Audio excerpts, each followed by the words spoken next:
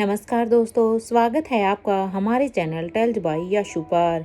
यहाँ पर आपको मिलेंगी रोचक और सस्पेंसफुल कहानियाँ। अगर आपको यहाँ पर हमारी कहानियाँ पसंद आती हैं तो कृपया करके आप हमारी वीडियोस को लाइक करें, इसको अपने दोस्तों को साथ शेयर करें और साथ के साथ अपना कमेंट करना ना भूलें। अगर आप इस चैनल पर नए हैं तो कृपया करके इसे सब्सक्राइब भी करें। आपका ज़्यादा समय न लेते हुए चलो आज की कहानी को शुरू करते हैं। पिछले एपिसोड में हम सब ने सुना था कि यहाँ पर जगजीवन हॉस्पिटल में भूमिका और जॉन दोनों ही अभी यहाँ पर उस हॉस्पिटल में पहुँच जाते हैं और वो वहाँ पर रिसेप्शनिस्ट के पास आ जाते हैं। यहाँ पर भूमिका अब पेशेंट बनकर आई थी, तो वहीं जॉन भूमिका का साथ देने के लिए यहाँ पर आया हुआ था। वो भूमिका से कहता है, आपको लगता है मैडम कि आपका प्लान वर्क करेगा? अब जॉन की इस बात पर भूमिका कहती है, हाँ मुझे पूरा यकीन है कि मेरा प्लान जरूर ही वर्क करेगा। तुम टेंशन मत लो, कुछ भी गड़बड़ नहीं होगी। भूमिका को इस बात को सुनकर कैब जॉन कहता है, लेकिन मैडम क्या ये सेफ रहेगा? अब जॉन की इस बात को सुनकर अब भूमिका फिर से कहती है, जॉन मैं जानती हूँ तुम्हें यहाँ पर थोड़ा सा अजीब लग रहा होगा इस हॉस्पिटल की हिस्ट्री को लेकर, लेकिन हाँ अभी के लिए तुम यहाँ पर ध्यान देना कि यहाँ पर कुछ भी ऐसा ना हो। इस बात पर अब जॉन कहता है, ओके मैडम, आप भी अपना ख्याल रखना। वैसे भी मैं यहाँ पर बार हूँ। तो यहाँ जॉन और भूमिका एक दूसरे से ही बातें कर रहे थे कि तभी अब वहाँ पर एक नर्स आ जाती है और वो नर्स वहाँ पर आकर कहती है, भूमिका मारवा, आपको डॉक्टर ने बुलाया है। क्योंकि यहाँ पर अब भूमिका वहाँ पर अपने चेकअप के लिए जाने वाली थी, इसलिए अब उस नर्स की ये बात सुनते ही अब जॉन भूमिका से कहता है, ऑल द बेस्ट, मेरी नज़र आपके ऊपर ही है। इधर जॉन की ये बात सुनते ही अब भूमिका भी कहती है, ठीक है मैं जाती हूँ। क्योंकि इस भूमिका को यहाँ पर इस हॉस्पिटल के ऊपर शक तो पहले ही था, लेकिन अब वो खुद पेशेंट बनकर इसलिए आई थी कि ताकि उसे पता चल सके कि आखिर इस हॉस्पिटल के अंदर क्या हो रहा है। इसलिए वो जॉन से भी कहती है कि तुम यहाँ पर हर चीज़ की नज़र रखना, कहीं ऐसा ना हो कि उस भूमिका के साथ ही कुछ गलत हो जाए और उसे खुद ही पता ना चले। इसलिए अब जॉन भी उसे आश्वासन देता है कि उसके साथ कुछ नहीं होगा, वो वहीं पर ही है। अब ये सब बात करने के बाद अब भूमिका अंदर चली जाती है। यहाँ भूमिका अब डॉक्टर के कैबिन की तरफ जाने लगती है। अब वहाँ पर जाने के बाद अब भूमिका अब जब अंदर चली जाती है तो अब वो डॉक्टर से कहती है, हेलो डॉक्टर। इधर भूमिका मारवा को देखकर अब वो डॉक्टर भी कहता है, हेलो मिस भूमिका मारवा, आप यहाँ, आपका तो खुद का एक हॉस्पिटल है ना, लाइफ केयर हॉस्पिटल। अब उस डॉक्टर की इस बात पर भूमिका कहती है, हाँ डॉक्टर है तो, लेकिन मुझे आपसे ही अपना इलाज करवाना था, क्योंकि एक्चुअल में मैंने आपका बहुत ही नाम सुना है और इसलिए मैंने सोचा कि क्यों ना मैं फिर आपसे ही अपना ट्रीटमेंट कराऊं। अब भूमिका की ये बात सुनते ही वो डॉक्टर कहता है, मैं आपके कुछ टेस्ट लिख देता हूँ, अगर आप मुझसे ही अपना ट्रीटमेंट कराना चाहती है तो फिर यही सही, क्योंकि उसके लिए आपको कुछ टेस्ट कराने होंगे जिससे मैं आपकी एग्जैक्ट डिजीज़ के बारे में जान सकूँ। अब डॉक्टर की इस बात को सुनकर अब भूमिका भी हाँ में अपना सिर हिला देती है। इधर ये कहते हुए ही डॉक्टर भी अब अपने पेपर पर कुछ लिखकर कहता है, आप इस पेपर को लीजिए और मैंने इसमें कुछ टेस्ट लिखे हैं, आप इन टेस्ट को करवा लीजिए। इसलिए डॉक्टर अब उस पेपर को भूमिका को दे देता है।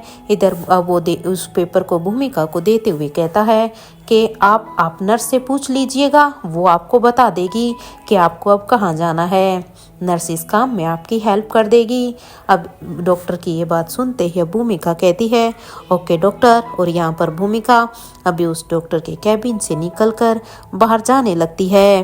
तो वहीं इधर अपने कैबिन में बैठा हुआ ये डॉक्टर अब अपने सामने रखा हुआ अपना फ़ोन उठाता है और वो अब अपने फ़ोन से एक नंबर को डायल कर देता है। इधर कुछ ही देर के रिंग के बाद जब सामने से हेलो की आवाज़ आती है तो अब ये डॉक्टर कहता है, हेलो, एक नया शिकार आ रहा है, बाकी का काम तुम संभाल लेना, क्योंकि अब देखो शिकार खुद हमारे पास आया है।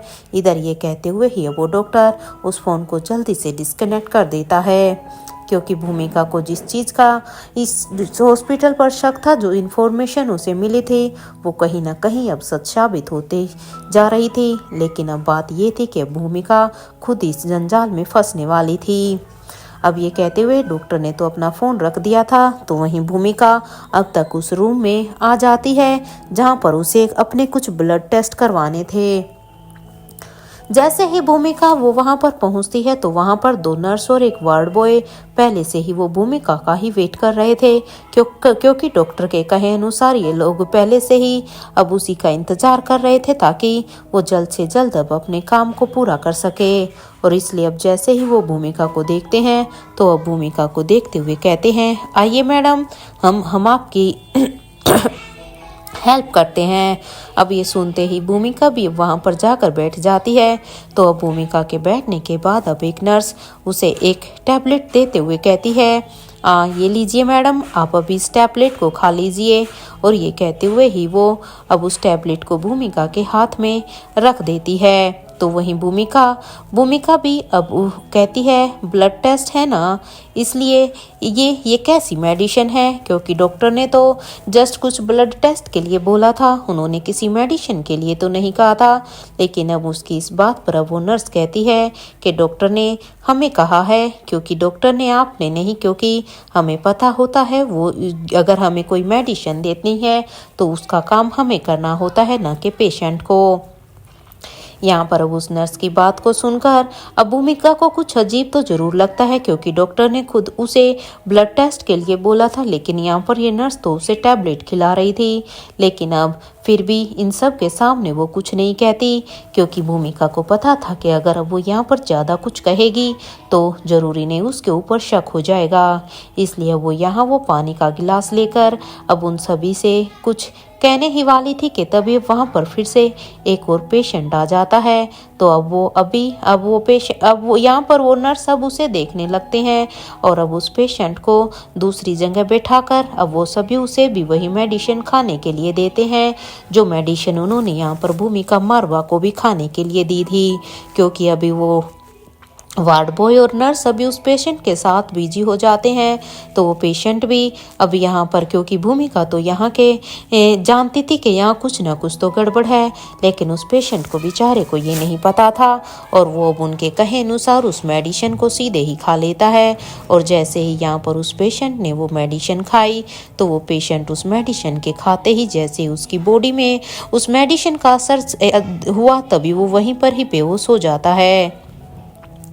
इधर जैसे ही अब वो सभी पीछे मुड़कर देखते हैं तो भूमिका तो पहले से ही वहां पर बेहोश थी, इसलिए उसे ऐसे बेहोश देखकर अब यहाँ पर वो नर्स कहती है, जल्दी से अब इन दोनों को ही रिस्ट्रिक्टेड एरिया में लेकर जाओ, क्योंकि हमारे पास ज़्यादा समय नहीं है।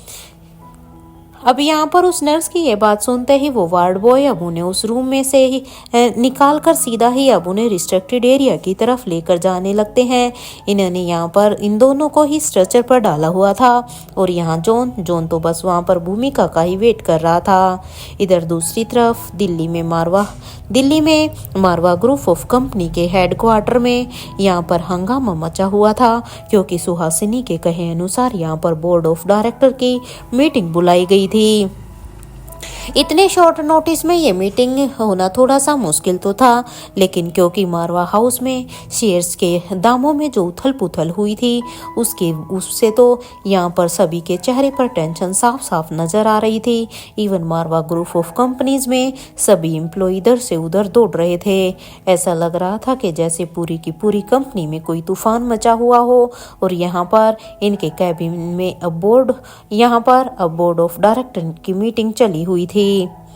इस मीटिंग में यहाँ पर अब हंसराज मारवा सभी बोर्ड ऑफ डायरेक्टर के सामने अब सभी को कन्विंस करने की कोशिश कर रहे थे कि वो अपने शेयर्स को किसी को ना बेचे, वो अभी ऐसे मुश्किल समय में अभी उनका साथ दें।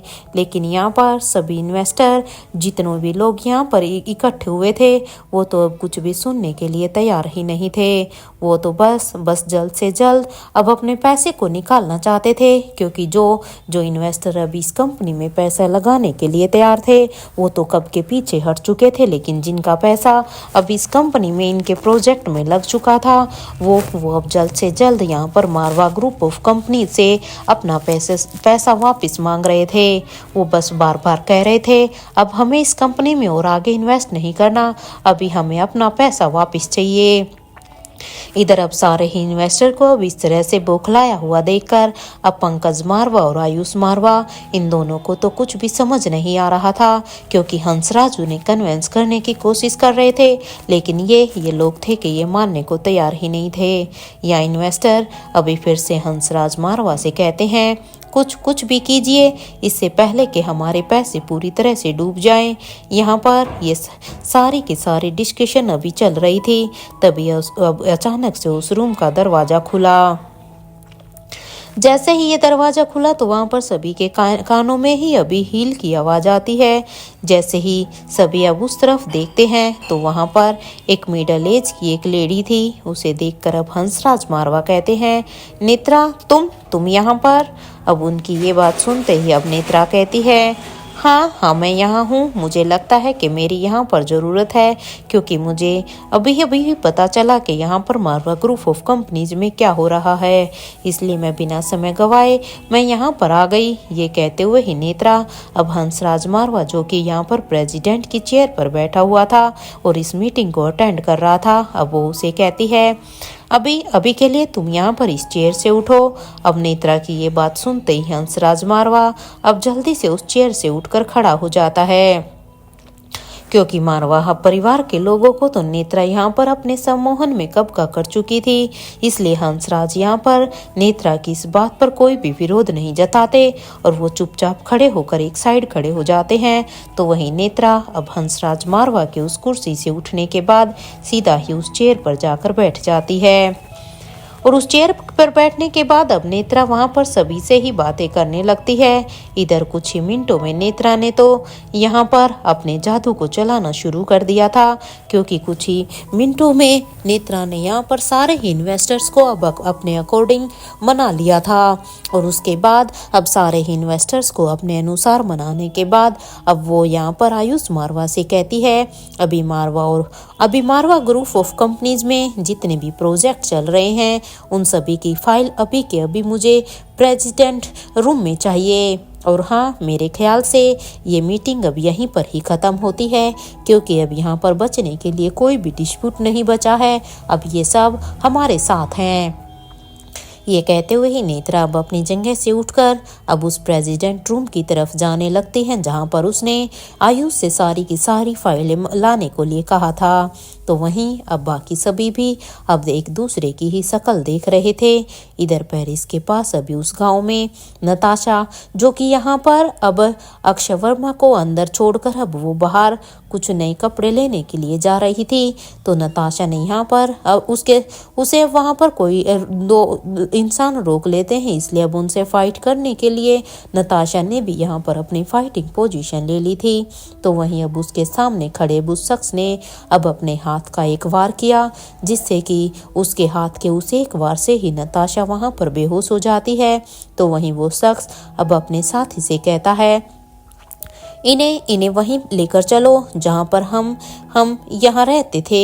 ये सुनते ही अब उस शख्स का साथी कहता है ओके सर। यहाँ वो साथी अब नताशा को अपने हाथों में उठाकर सीधा ही उस चौपर की तरफ जाने लगता है जिस चौपर से वो यहाँ पर आए थे। इधर कुछ ही देर में वो तीनों अभी चौपर में बैठ जाते हैं और वो चौपर अभी आसमान में उठने लगता है। इधर यहाँ पर दूसरी तरफ राजमहल में कविन आलिशा अभी अपने मीटिंग हॉल में ही अपने कुछ क्लाइंट के साथ बात कर रही थी, तो वहीं अंजलि मामी अभी उससे मिलने के लिए उसी का ही वेट कर रही थी। आज अंजलि मामी इंडिया में अपनी बेटी श्वेता से बात करना चाहती थी, लेकिन बिना आलिशा की परमिशन से कोई उन्हें फ़ोन भी नहीं देगा। और जिन हालातों में वो यहाँ पर चली आई थी, उन्हें तो अब यहाँ पर अपनी फैमिली से बात तक करने का टाइम नहीं मिला था, क्योंकि अंजलि सच में नताशा की सम्मोहन में आने के बाद वो तो अपना सब कुछ छोड़कर सीधा ही राजीव गुलेरिया से मिलने के लिए गुलेरिया हाउस में आ गई थी।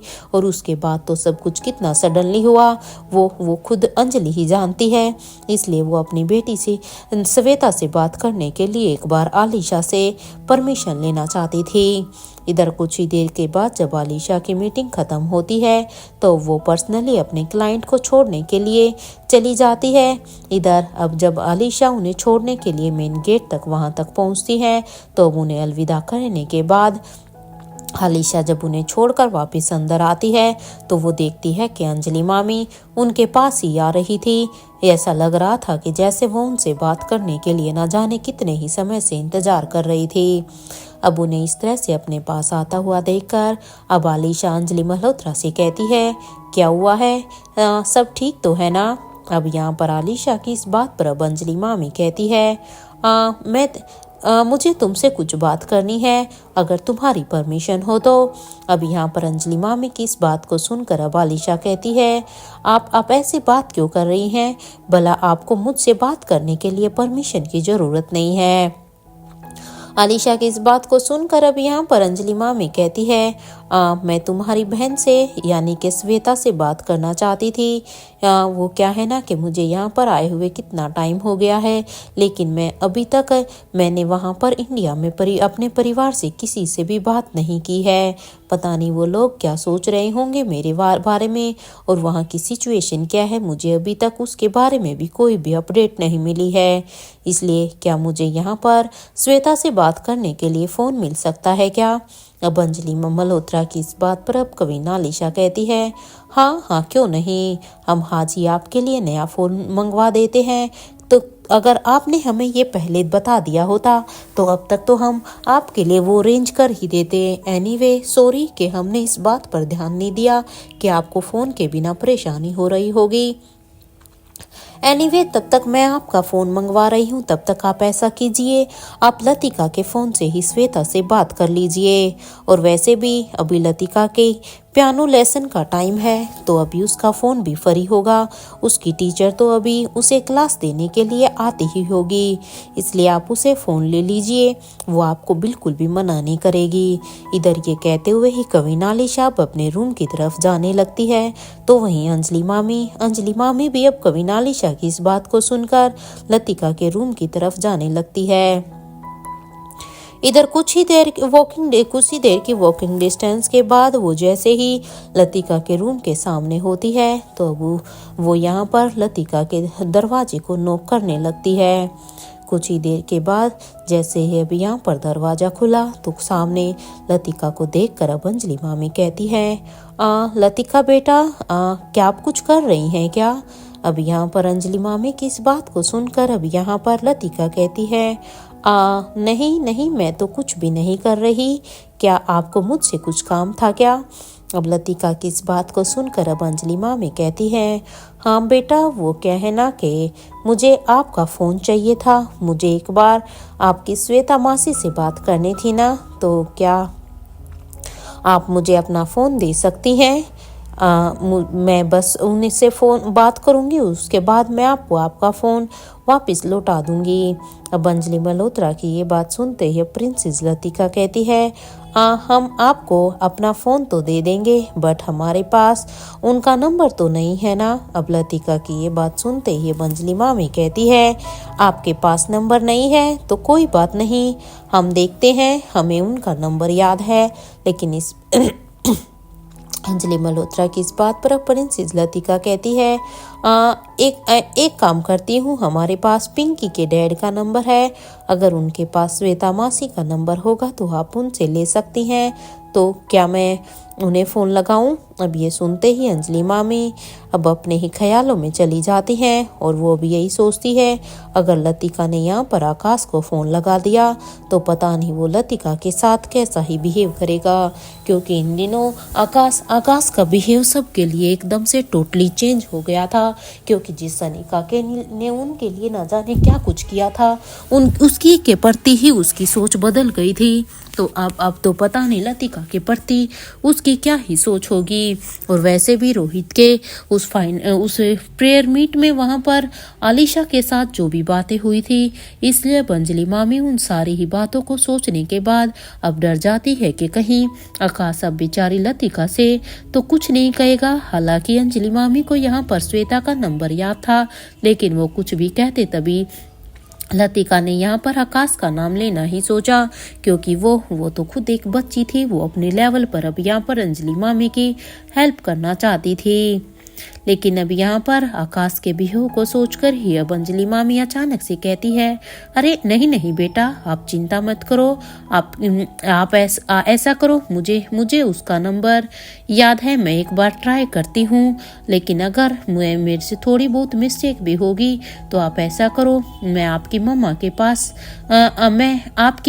पास से आपकी मौसी का नंबर ले लूँगी, क्योंकि आपकी मम्मा के पास तो जरूर होगा। इसलिए आप जाओ, आप अभी अपनी पियानो क्लास का टाइम हो रहा है ना, तो आप जाइए, बाकी सब मैं देख लूँगी। ये सुनते ही प्रिंसेस लतिका अब कहती है, ओके, ये तो बड़ी ही अच्छी बात है, अब मैं जाती हूँ। ये कहते हुए ही प्रिंसेस लतिका भी वहाँ से जाने लगती है। तो वहीं अब अंजलि मामी सोचती है कि अरे लतिका तो अपना फ़ोन देकर ही नहीं गई, अब मैं क्या करूँ? क्या अब मुझे फिर से आलिशा के पास जाना चाहिए? क्या आलिशा मुझे अपना फ़ोन दे पाएंगी श्वेता से बात करने के लिए? अब वो यहीं पर यही सोच रही थी, लेकिन अब फिर से उसके मन में फिर से एक और ख्याल आता है, ऐसा करती हूँ, अभी रहने देती हूँ, क्योंकि अभी अभी तो आलिशा ने कहा है कि वो मेरे लिए नया फ़ोन अरेंज कर देगी। इसलिए खैर, जब नया फ़ोन आ जाएगा तो मैं तब ही श्वेता से बात कर लूँगी। इतना ये सब सोचते हुए ही अंजलि मामी अब सीधा ही अपने रूम की तरफ जाने लगती है। इधर दूसरी तरफ लंदन में रेखा मौसी के महल में अनिका की जब यहाँ पर नींद खुली तो वो यहाँ पर अंगड़ाई लेती है। तो जब वो साइड टेबल से अब अपने फ़ोन को उठा कर देखती है तो यहाँ पर इस फ़ोन पर निखिल के ढेर सारे मिस कॉल आए हुए थे। इतने सारे मिस कॉल को देखकर अब अनिका सोचती है कि उस कॉलेज में सब कुछ ठीक तो होगा ना, आखिर निखिल ने इतने सारे कॉल क्यों किए हुए हैं, क्या हुआ होगा वहां पर। ये सब सोचते हुए ही अनिका अब जल्दी से अपने फोन से निखिल को एक मैसेज टाइप करती है, call me Nikhil whenever you free. अब यहाँ पर इस मैसेज को लिखने के बाद अब यहाँ पर अनिका इस मैसेज को सेंड कर देती है और अब अनिका अपने बेड से उठकर अब यहाँ पर अपने रूम से बाहर निकल कर जाने ही लगती है। तो अब वो यहाँ पर जैसे ही अब अपने रूम से बाहर निकलती है तो अब वो रेलिंग से जब नीचे देखती है तो वहाँ पर उसे रिया स्वाति मल्होत्रा के साथ चेस गेम खेल रही थी। ये दोनों ही बड़े ही प्यार से चेस गेम खेल रही थी। अब इन दोनों को इस तरह से खेलता हुआ देखकर अब अनिका कंफ्यूज हो जाती है और अब वो सीधा ही स्टेयरकेस से नीचे जाने लगती है। अनिका जैसे ही अब वहां पर उन दोनों के पास पहुंचती है तो अब अनिका यहाँ पर रिया से कहती है, क्या बात है रिया, लगता है कि तुम अपने भाइयों को बहुत ही मिस कर रही हो। हाँ, क्या सच में ऐसा है? अब अपनी मम्मा की इस बात पर अब रिया कहती है, हाँ मम्मा, अगर मैं सच कहूँ तो मैं अपने दोनों ही भाइयों को बहुत मिस कर रही हूँ। वो क्या है ना, क्योंकि मैं अपना ज़्यादा समय तो अपने भाइयों के साथ ही बिताती थी, अपनी हर बात शेयर करती थी, अपना हर खेल उनके साथ शेयर करती थी। लेकिन अब देखो ना, सच में मुझे उनकी बहुत ही याद आ रही है। बट मैं भी अब गेम खेलना चाहती थी, क्योंकि अब जब मेरे भाइयों से मेरी मुलाकात होगी ना तो मैं भी अब उन्हें बता सकूं कि मुझे भी अब ये गेम आता है। क्योंकि रिया को तो हमेशा ऑनलाइन गेम खेलना ही पसंद था, क्योंकि आर्यन और अलेक्जेंडर ये दोनों हमेशा चेस गेम खेलते थे। लेकिन अब अनिका ने जब यहाँ पर रिया को इस तरह से चेस गेम खेलते हुए देखा तो अनिका को सच में बहुत ही अजीब लगा, क्योंकि रिया तो चेस गेम खेलना ही नहीं जानती थी। इसलिए वो सीधे सीधे उससे ये पूछती है। लेकिन अब रिया कहती है, देखिए ना मम्मा, मैं यहाँ पर आज पहली बार चेस गेम खेल रही हूँ, लेकिन और देखिए नानी माँ मुझे ये गेम सिखा रही हैं। इस बात पर अब अनिका कहती है, ये तो अच्छी बात है रिया, आप अपनी नानी माँ से इस गेम को सीख लो। फिर जब आप अपने भाइयों से मिलोगी तो फिर जब वो दोनों इस गेम को खेलेंगे तो तुम भी उन्हें ज्वाइन कर सकती हो। मम्मा यहीं पर ही हैं। वैसे रिया, क्या आपको पता है कि आपके डैड कहाँ पर हैं? क्योंकि अनिका जब वहां पर उठी थी तो अनिका ने देखा था कि रोहित वहां पर कमरे में नहीं है, इसलिए अनिका सीधे ही कमरे से बाहर आ गई थी और वो बाहर आने के बाद अब वो सीधा ही नीचे खड़ी थी। लेकिन अब यहाँ पर अनिका की इस बात पर प्रिया कहती है, पता नहीं मामा, मुझे डैड के बारे में कोई भी अपडेट नहीं है। ऐसा कीजिए, आप खुद ही डैड को फोन लगा लीजिए ना और उनसे पूछ लीजिए कि आखिर वो कहाँ है। वो और वैसे भी वो क्या है ना कि मैंने डैड को फ़ोन किया था तो उसके बदले में उनका मैसेज आया था कि वो अभी बिजी हैं, इसलिए वो अभी मेरा फ़ोन नहीं उठा सकते और हम उन्हें डिस्टर्ब ना करें। ये सुनते ही अब अनिका अब अपनी माँ स्वाति मल्होत्रा को देखने लगती है और अब स्वाति मल्होत्रा की तरफ देखते हुए अब अनिका उनसे पूछती है, माँ क्या आपको पता है कि वो कहाँ पर है? क्या आपको उनके बारे में कोई भी अपडेट है? अब अनिका की इस बात पर अब स्वाति मल्होत्रा कहती है, अनिका तुम यहाँ पर जिस काम के लिए आई हो अभी के लिए उसे करो, हमारे पास ज्यादा वक्त नहीं है क्योंकि रोहित कहाँ पर है, तुम अभी इसके बारे में छोड़ दो। अब अपनी माँ की ये बात सुनते ही अब अनिका कहती है, मुझे याद है माँ कि मैं यहाँ पर किस काम के लिए आई हूँ और कल ही मैं उस कॉलेज में फिर से जाऊंगी। ये कहते हुए ही अनिका अब वहीं पर ही सोफे पर बैठकर अब अपने फोन में कुछ टाइप करने लगती है। इधर यहाँ पर कुछ ही देर में अब अनिका उस कॉलेज की साइट को हैक करने लगती है।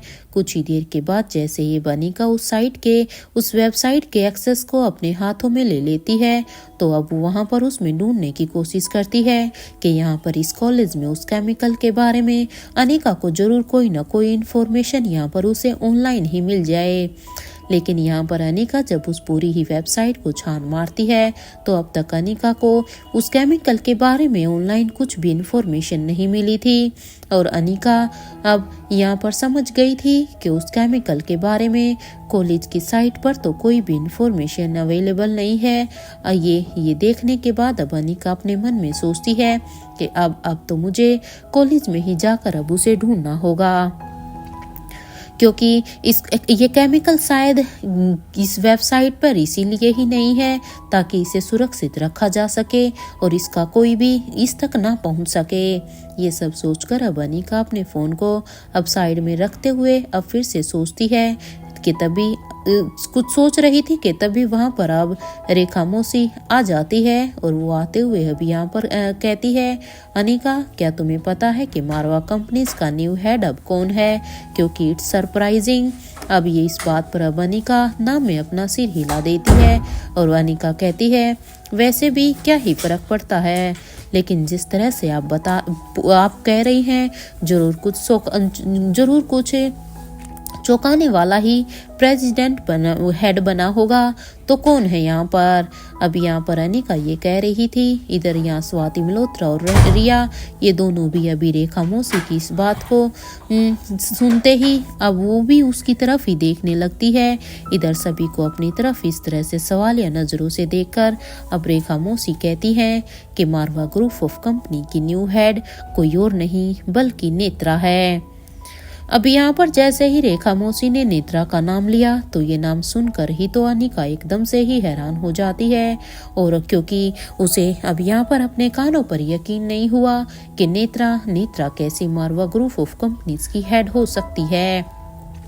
लेकिन अब वो अपने मन में सोचती है कि जरूर ये इसमें उसकी कोई चाल होगी और वैसे भी नेत्रा के लिए तो ये एक बाएं हाथ का काम था, क्योंकि जिस तरह से नेत्रा ने करण गुलेरिया को अपने वश में किया था तो ऐसे वो पूरे ही मारवा परिवार को अपने वश में कर चुकी होगी और शायद ये सब करके ही उसने वो वहां पर उस कंपनी की हेड बनी होगी।